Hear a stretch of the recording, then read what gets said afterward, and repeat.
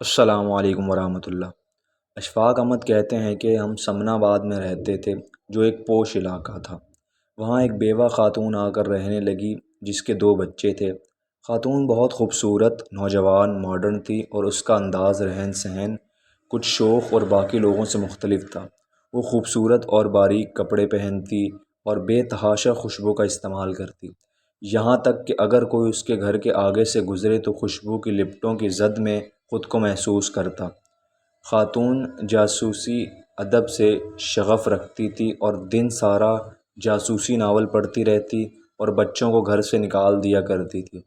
اس کے گھر کچھ مشکوک لوگوں کا بھی آنا جانا تھا، جس کے باعث خاتون کے بارے میں لوگ اچھی رائے نہیں رکھتے تھے۔ اشفاق احمد کہتے ہیں کہ ہمارے گھروں میں آپس میں اور جمعہ مبارک کے وقت مسجد میں بھی باتیں ہوتی تھی کہ محلہ میں یہ کون سی خاتون، کس قسم کی خاتون آ کر رہنے لگ گئی ہے۔ ایک دن ایسا ہوا کہ وہ سبزی کی دکان پر گئی اور 3 دن بعد انتقال کر گئی، اور جو لوگ اس کے گھر میں آتے تھے وہی اسے کفن دفن کے لیے ساتھ لے گئے۔ خاتون کے انتقال کے بعد لوگوں کو پتہ چلا کہ خاتون کو کینسر کی لا علاج بیماری لاحق تھی، اور جلدی کینسر کی ایسی خوفناک صورت تھی کہ اس کے بدن سے بدبو آتی رہتی تھی، جس کی وجہ سے اسے سپرے کرنا پڑتا تھا تاکہ لوگوں کو اس کے بدن سے آنے والی بدبو سے تکلیف نہ ہو۔ اپنی اسی بیماری کی وجہ سے ہلکا پھلکا باریک لباس پہنتی تھی تاکہ زخموں کے ساتھ کپڑے الجھنے سے اسے تکلیف نہ ہو۔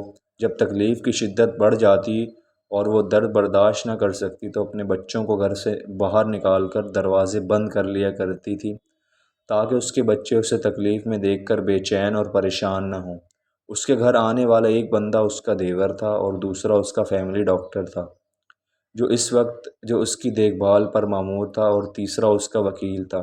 آخر میں اشفاق احمد کا کہنا ہے کہ ہمیں تنقید کا کام اللہ پر چھوڑ دینا چاہیے، جس نے اس کے لیے ایک وقت مقرر کیا ہے۔ ہم اللہ کا بوجھ اپنے کندھوں پر نہ اٹھائیں، کیونکہ اس کا بوجھ اٹھانے سے بندہ کمزور ہو جاتا ہے اور پھر مر جاتا ہے۔